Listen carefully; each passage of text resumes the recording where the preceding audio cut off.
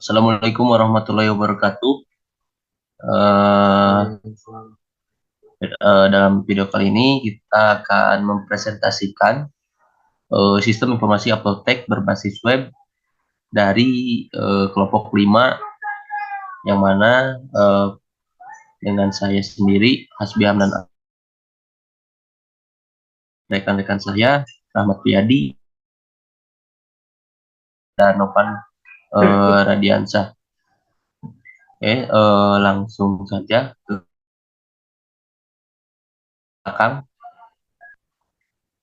yang mana kenapa bisa melatar belakang apa yang melatar belakangi kita membuat aplikasi ini. Nah, dalam persaingan bisnis yang semakin ketat, penggunaan teknologi informasi menjadi salah satu faktor kunci dalam meningkatkan daya saing apotek. Dengan memanfaatkan teknologi informasi, apotek dapat menjangkau lebih banyak pelanggan, tentunya melalui platform online dan meningkatkan efisiensi operasional. Oleh karena itu, rancang bangun sistem informasi apotek berbasis web telah menjadi salah satu solusi terbaik untuk mengoptimalkan manajemen dan pengelolaan informasi apotek. Untuk identifikasi masalahnya yang telah kelompok kelompok saya atau kita lakukan, masalah yang ditemukan yang pertama, proses transaksi yang lambat. Pelanggan harus mengentri untuk mendapatkan informasi obat dan melakukan pembelian di kasir. Yang kedua, kesalahan penginputan informasi seperti data obat dan resep dokter masih dilakukan secara manual, sehingga meningkatkan risiko terjadinya kesalahan dan tidak akurat. Yang ketiga, kesulitan dalam memantau stok obat. Manajemen stok obat masih dilakukan secara manual, sehingga sulit untuk memantau stok obat secara real time dan memastikan keberadaan obat yang tepat waktu dan cukup. Yang keempat, pelayanan yang kurang efisien dengan proses transaksi yang lambat. Pelanggan akan kesulitan dalam mendapatkan informasi obat dan melakukan pembelian, sehingga dapat menimbulkan ketidakpuasan dan merugikan bisnis apotek. Untuk penjelasan selanjutnya akan disampaikan oleh saudara Novan. Saya persilahkan. Baik, untuk selanjutnya adapun maksud disusunnya penelitian ini. Yang pertama, merancang bangun sistem informasi apotek berbasis web yang dapat mempercepat proses transaksi agar lebih efektif. Dan yang kedua, merancang bangun sistem informasi apotek berbasis web yang dapat meminimalisir terjadinya masukan data yang tidak tepat atau tidak akurat. Dan yang ketiga, merancang bangun sistem informasi apotek berbasis web yang dapat melakukan controlling secara serta pemanfaatan stok obat. Dan yang keempat, merancang bangun sistem informasi apotek berbasis web yang dapat meningkatkan efisiensi dan dalam pelayanan.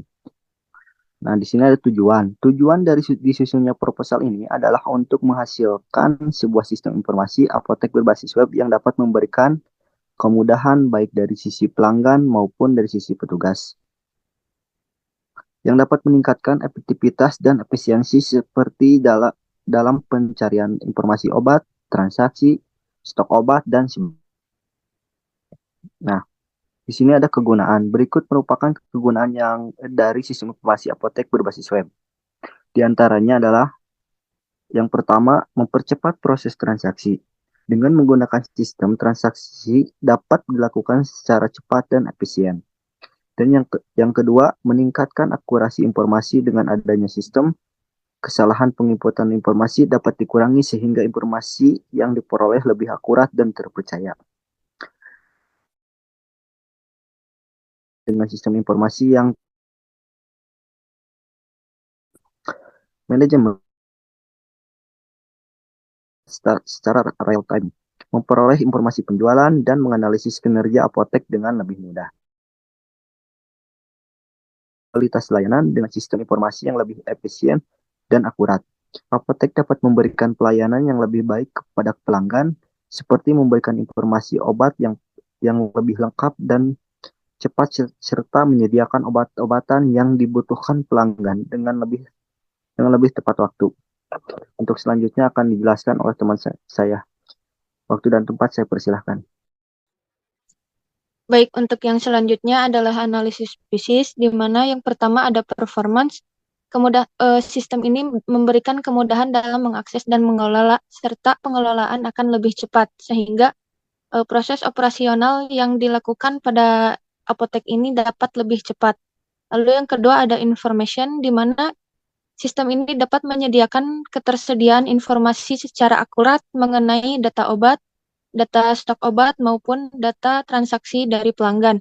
Yang selanjutnya, sistem ini juga terintegrasi dengan database, di mana ketika ingin melakukan pengelolaan akan lebih mudah.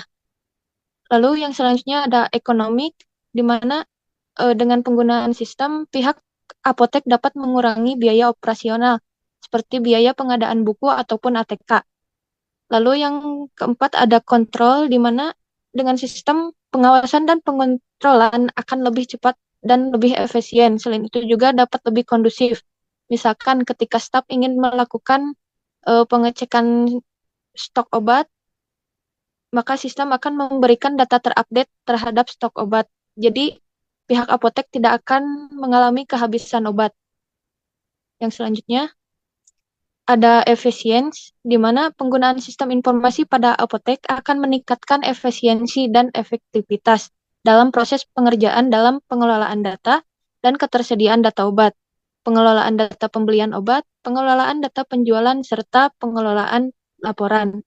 Lalu yang terakhir ada service, di mana dengan sistem informasi akan meningkatkan kualitas pelayanan apotek dengan memberikan respon cepat dalam mengakses dan memproses data pelanggan, stok obat, dan transaksi yang berpotensi meningkatkan kepuasan pelanggan.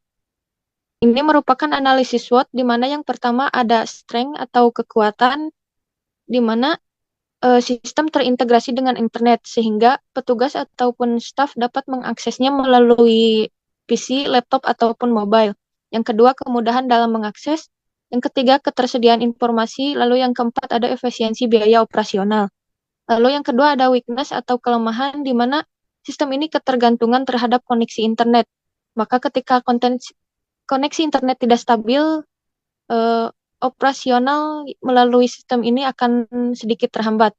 Lalu yang kedua ada keamanan data, di mana ada resiko pencurian dan juga serangan cyber yang dilakukan oleh orang-orang yang tidak bertanggung jawab. Lalu yang ketiga ada opportunities atau peluang, di mana dengan sistem penjualan produk non-obat dapat ditambah seperti produk kecantikan ataupun produk kesehatan yang lainnya.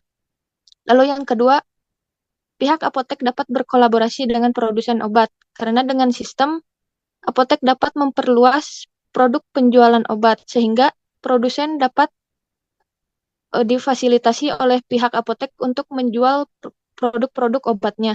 Lalu yang ketiga ada peningkatan investasi. Yang terakhir ada threat atau ancaman, di mana yang pertama adalah persaingan online. Adanya persaingan dari apotek-apotek yang memiliki sistem informasi berbasis web. Lalu yang kedua perubahan regulasi. Yang ketiga ada serangan cyber, di mana ada hacking ataupun pencurian identitas yang dapat merugikan sistem informasi apotek. Mungkin untuk yang selanjutnya akan dijelaskan oleh teman saya kepada Saudari Dede, saya persilahkan. Baik, terima kasih Nanda. Pembahasan selanjutnya yaitu mengenai kelayakan sistem. Di sini terdapat beberapa poin. Poin pertama yaitu berdasarkan analisis, sistem yang dibangun sebelumnya belum ada pada apotek tersebut. Yang kedua, karena belum terotomatisasi, proses perintegrasian sistem belum tersedia. Yang ketiga, dalam operasional sistem, perlu pelatihan dalam penggunaan sistem yang dibangun, karena perlu ada pemahaman dalam penggunaan sistemnya. Lalu pembahasan yang selanjutnya yaitu kelayakan ekonomi. Yang pertama, biaya pengadaan terhadap penyediaan hardware dan software yang akan digunakan untuk pembangunan dan instalasi sistem. Yang kedua, biaya pengembangan sistem yang mencakup pembuatan, atau pembangunan sistem dan testing. Yang terakhir, biaya operasional sistem, yakni biaya terhadap instalasi sistem, pemeliharaan sistem, dan pelatihan personel. Yang selanjutnya yaitu mengenai kelayakan legal. Yang pertama, kepatuhan terhadap regulasi pemerintah dan peraturan-peraturan yang berlaku. Yang kedua, memiliki izin operasi dari otoritas kesehatan setempat. Dan yang ketiga, memiliki kontrak layanan dengan penyedia layanan sistem. Pembahasan yang selanjutnya yaitu kelayakan operasional, di mana sistem yang dibangun memiliki performa yang cepat dan efisien, yang dapat mengakomodasi penggunaan sistem sehingga proses operasi apotek menjadi lebih lancar. Yang selanjutnya yaitu sistem ini disertai dengan layanan dukungan teknis yang memadai untuk memastikan operasi yang lancar dan penggunaan sistem yang optimal. Hal ini termasuk dukungan pelanggan, pelatihan staf, dan layanan pemeliharaan. Kelompok kami menggunakan metode rasional unified process, di mana memiliki dua dimensi. Dimensi pertama digambarkan secara horizontal, dimensi kedua secara vertikal. Pada dimensi pertama terdapat 4 fase, yaitu inception, elaboration, construction, dan transition, di mana untuk inception yaitu menentukan ruang lingkup proyek, membuat business case, menjawab pertanyaan apakah yang dikerjakan dapat menciptakan good business sense sehingga proyek dapat dilanjutkan pada fase selanjutnya. Lalu fase elaboration, di mana pada fase elaboration ini yaitu menganalisa berbagai persyaratan dan risiko, menetapkan baseline, merencanakan fase berikutnya yaitu construction. Fase construction di sini melakukan sederetan iterasi. Pada setiap iterasi akan melibatkan proses seperti analisa desain, implementasi, dan testing. Lalu yang terakhir, fase transition. Nah, pada fase transition ini membuat apa yang sudah dimodelkan menjadi suatu produk jadi. Dalam fase ini dilakukan beta dan performance testing, membuat dokumentasi tambahan seperti training, user guide, dan sales kit, membuat rencana peluncuran produk ke komunitas pengguna. Lalu pada dimensi kedua yang digambarkan secara vertikal ini terdiri dari business modeling, requirement analysis, dan design, implementation, test, deployment, configuration, dan change management, project management, dan environment. Baik, untuk pembahasan selanjutnya akan disampaikan oleh rekan saya, Saudari Nanda. Untuk yang selanjutnya ada struktur tim, di mana project manager itu oleh Rahmat Priyadi, lalu untuk sistem analis oleh saya sendiri, Nanda Handayani, lalu ada juga web developer oleh Hasbi Hamdan Al-Ansori, kemudian ada web designer oleh Novan Rodiansyah, dan yang terakhir ada quality assurance oleh Dede Jubaidah. Nah, ini merupakan rincian biaya dari sistem informasi apotek berbasis web yang dibangun, di mana untuk project manager itu rate-nya di 220.000 dengan main days 16 hari, maka subtotalnya adalah 3.520.000. Lalu ada sistem analis dengan rate 220.000 dengan main days-nya 13 hari, dengan subtotal 2.860.000. Kemudian ada web developer dengan rate-nya 250.000, main days-nya itu di 30 hari, dengan subtotal 7.750.000. Yang selanjutnya ada web designer dengan rate 200.000, main days-nya 23 hari, subtotalnya 4.600.000. Kemudian ada quality assurance, di mana rate-nya itu 150.000 dengan main days 10 hari, maka subtotalnya adalah 1.500.000. Nah, jika dijumlah totalkan dengan PPN 10%, maka semuanya berjumlah Rp22.253.000. Yang selanjutnya ada penjadwalan atau time scheduling, di mana untuk kelompok kami melakukan proses identifikasi awal di bulan ketiga Februari, lalu untuk kegiatan terakhir yakni implementasi sistem di minggu kedua bulan Mei. Untuk yang selanjutnya saya serahkan kepada Rahmat. Oke, bismillahirrahmanirrahim. Terima kasih kepada kawan-kawan yang sudah menyampaikan proposal sebelumnya. Oke, baik, untuk kali ini pembahasannya yaitu mengenai demonstrasi aplikasinya. Baik, kita langsung saja ke aplikasinya. Oke, kita pertama-tama kita ketikkan di sini.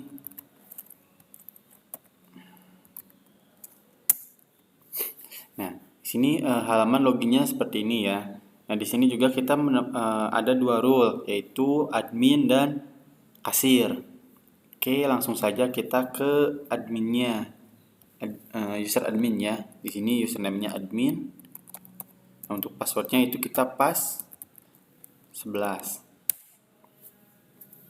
Nah, di menu dashboard admin ini ada di sini ada traffic penjualan 2 minggu terakhir itu seperti ini. Nah, terus juga di sini pemasukan dan pengeluaran 2 minggu terakhir juga di sini ada.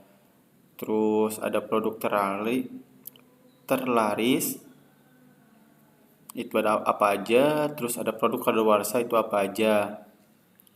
Oke. Terus kita ke master data. Nah, di master data ini ada beberapa ya. Contohnya ada master dokter, itu untuk memasukkan dokter yang sudah bekerja sama dengan apotek kita. Dokter apa saja gitu ya. Di sini juga bisa tambah atau hapus.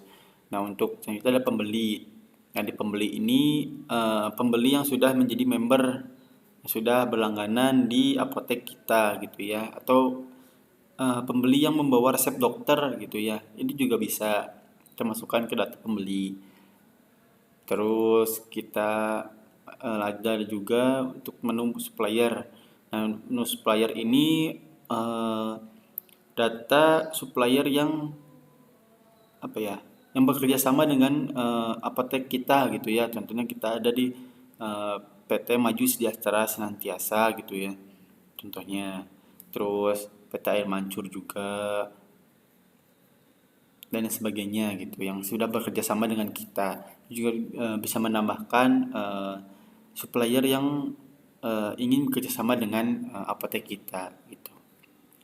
Terus ada master kategori item. Kategori item itu contohnya kita bisa ketikan, resepsi, terus stetoskop, testimeter, dan lain sebagainya gitu.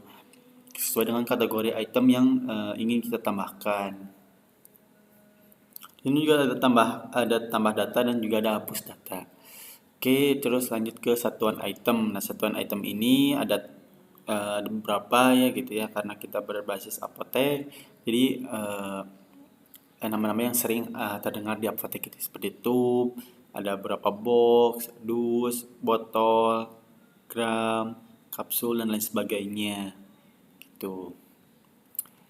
Oke, lanjut kita ke menu merek. Nah, merek juga ini merek yang sering ada di apotek kita gitu ya. Nah, ini juga bisa ditambahkan. Jadi bisa kita menambahkan merek lain sebagainya gitu ya, untuk kita fresh care atau yang lain sebagainya.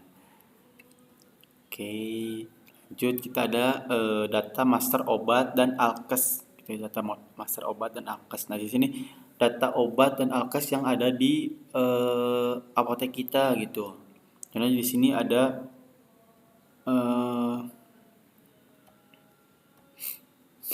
di sini contoh kita di sini ada paracetamol. Nah, paracetamol itu jenisnya apa? Jenisnya obat.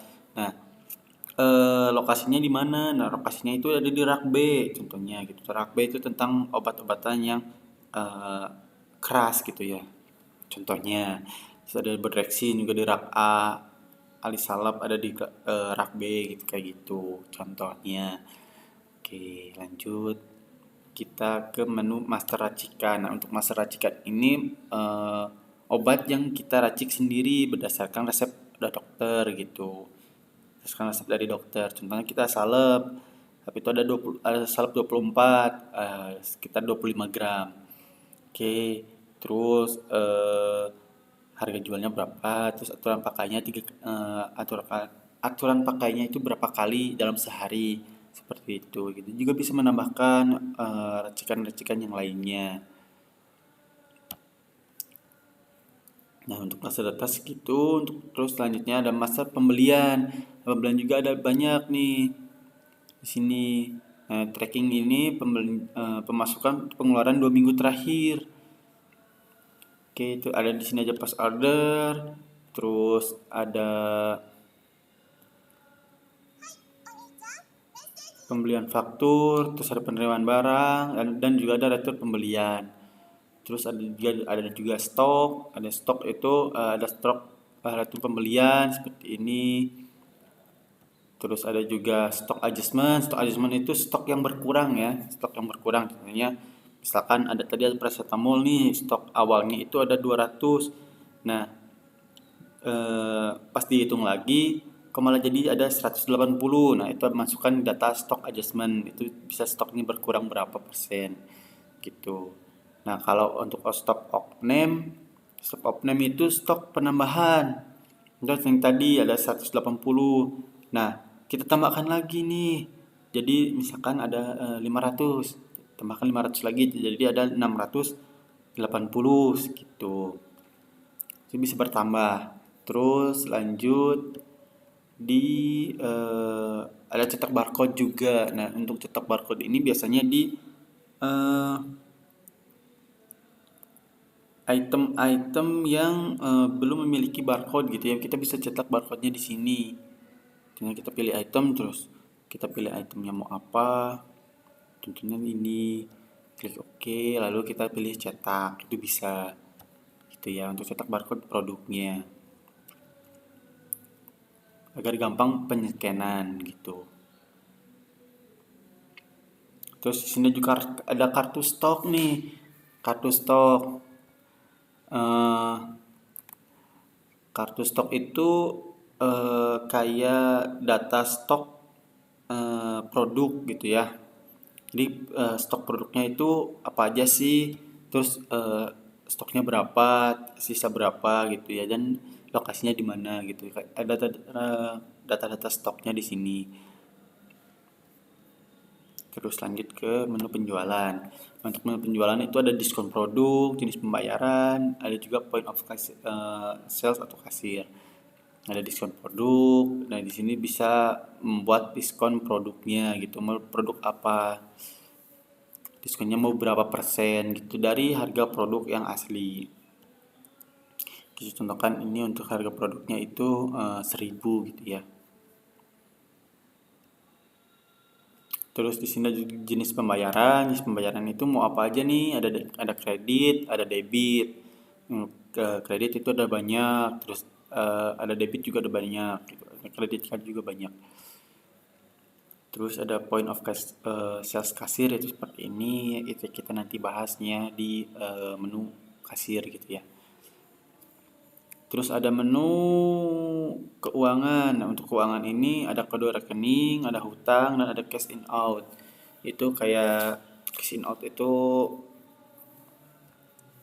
ada cash in, ada cash out, ada pengeluaran juga ada pemasukan. Terus ada hutang, hutang-hutang kita ke supplier itu seberapa persen gitu ya. Terus ada menu laporan juga. Laporannya ini ada laporan first order, ada laporan pembelian, ada laporan penerimaan, dan laporan stok, dan lain sebagainya. Nah, semua laporan ini bisa di Excel-kan. Kita contohkan laporan penjualan. Kita lihat dulu nih laporan penjualannya ada apa aja selama ini 2019. Nah, seperti ini ya laporan penjualannya. Nah, kita bisa langsung ekspor aja di sini, ekspor ke Excel. Kalau mau ke Excel-kan bisa langsung keunduh gitu ya. Sini laporan penjualan 1. Nah, ini langsung muncul ya tanggal 20 Juni, tanggal 2 dan sebagainya di sampai 2023 gitu. Terus lanjut kita ke manajemen user. Untuk user manajemen itu ada user kategori itu ada 2 ya, seperti yang tadi dijelaskan, ada kasir dan juga ada admin. Nah, selanjutnya ada user management. Nah, user management itu ada dua juga yang tadi ya, nama ada ya username sama passwordnya itu untuk masuk ke aplikasinya. Terus ada di tools. Terus itu ada apotek sama ada import item gitu ya. Profil apoteknya itu seperti ini. Nah, itu kita juga bisa mengedit atau menghapus seperti ini gitu ya. Kita juga bisa mengganti logo apoteknya nih di sini. Oke, kita lanjut ke tools. Nah, di sini juga menu import item. Nah, import item itu kalau ada data yang sebelumnya nih kita kan sudah membuatnya di Excel. Nah, kita ubah ke format yang sudah ditentukan oleh kita. Nah, untuk penentukan formatnya itu kita bisa download format di sini. Kita bisa lihat formatnya seperti apa. Lalu kita sesuaikan dengan format yang sudah dibuat sebelumnya gitu ya. Nah, ini format yang ada di aplikasinya gitu. Kita sesuaikan jenisnya seperti itu. Nah, lalu kita upload di sini. Jadi kita tidak perlu menuliskan data master seperti yang tadi gitu ya.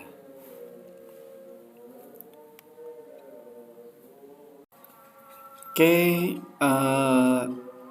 dan ada juga di sini menu ganti password. Untuk ganti password ini seperti ini. Nah, bisa juga ganti password untuk beradmin. Oke, kita lanjut ke menu kasir ya. Kita lanjut ke menu kasir. Nah, kita lanjut ke menu kasir. Di menu kasir itu kita passwordnya itu, nah seperti ini di dashboard menu kasir. Di sebelah kiri sini ada menu metode pembelian gitu ya. Ada walk-in customer atau langsung kita bayar ke kasir, atau kita bisa mengambil data yang sudah tadi sudah dijelaskan bahwa ada data pembelian gitu, ada data pembeli gitu ya. Nah, data pembeli ini khusus untuk pembeli yang sudah memiliki member gitu ya. Kita coba untuk member Anissa. Nah, maka kan otomatis berubah menjadi pembelinya itu Anissa gitu ya, namanya Anissa. Terus kita coba dan di sini ada barcode scan. Nah, kita sudah bisa terintegrasi dengan barcode scanner gitu ya. Kita contohkan seperti ini. Nah, maka akan otomatis ketika barcode-nya di scan otomatis akan ke sini gitu ya datanya. Kita juga bisa mengklik di sini. Kita contohkan seperti ini. Nah, kita contohkan seperti ini ya. Maka otomatis akan muncul produknya di sini gitu, dan juga ada beberapa metode pembayaran, harganya dan total pembayarannya berapa gitu. Contohkan kita dua ini. Oke, gitu ya. Untuk quantity itu jumlah pembeliannya gitu, ada berapa gitu. Contohkan untuk produk ini kita belinya 3. Nah, total harganya itu 30.000 dan diskonnya itu 1.000. 1.000 itu berlaku berkelipatan 1 tadi ya. Maka diskonnya totalnya itu adalah 87.000. Terus ada produk air mancur. Itu harganya 15.000. Kita tidak ada diskon, maka totalnya 15.000. Subtotalnya itu ada 102.000. Nah, totalnya itu ada 102.000. Maka kita langsung ke payment. Kita coba payment dulu ya. Nah, di sini ada pembayarannya nih. Totalnya ada 102.000. Nah, kita juga bisa seperti ini. Nah, 100 sama 5.000. Nah, maka akan langsung 105.000, atau juga bisa langsung diklik di sini 105.000 lebih. Coba 105.000 seperti ini ya. Maka sama aja gitu ya. Kembaliannya 3.000. Dengan total item itu ada 4. Kita submit payment. Nah, maka otomatis akan ngeprint gitu ya. Nah, di sini ada transaksi berhasil, notifikasi berhasil juga gitu. Oke, mungkin oh ya, dikasih juga di sini ada ganti password ya, menu ganti password. Nah, ini belum untuk kasir ini tidak bisa langsung mengganti passwordnya sendiri gitu ya. Dia harus bilang dulu ke admin. Nah, nanti admin yang mengganti passwordnya seperti itu. Jadi ada data hold. Data hold itu kalau kita mau, misalkan nih kita beli produk ini ke sini. Nah, kita lupa nih antrian panjang, dan kita lupa ada barang yang mau kita beli. Nah, kita bisa hold dulu di sini. Kita hold sebenarnya menambahkan produk lain tentu kita itu. Ya, saya yakin. Maka otomatis akan di sini otomatis akan hilang. Nah, otomatis akan ada di sini nih. Nah, ada di sini. Nah, itu contoh lagi nih. Misalkan sudah ada datang, kita coba langsung klik lagi. Nah, maka otomatis akan seperti ini. Kita menambahkan yang ini, nah, maka akan otomatis bertambah. Seperti itu. Terus ada payment, langsung ke 100.000 misalkan. Langsung submit payment. Seperti itu. Mungkin seperti itu untuk demonstrasi aplikasinya. Terima kasih, saya kembalikan ke moderator. Oke, terima kasih untuk presentasi kelompok kami. Mohon maaf bila ada kesalahan kata atau ucapan. Sekian dan terima kasih. Wassalamualaikum warahmatullahi wabarakatuh.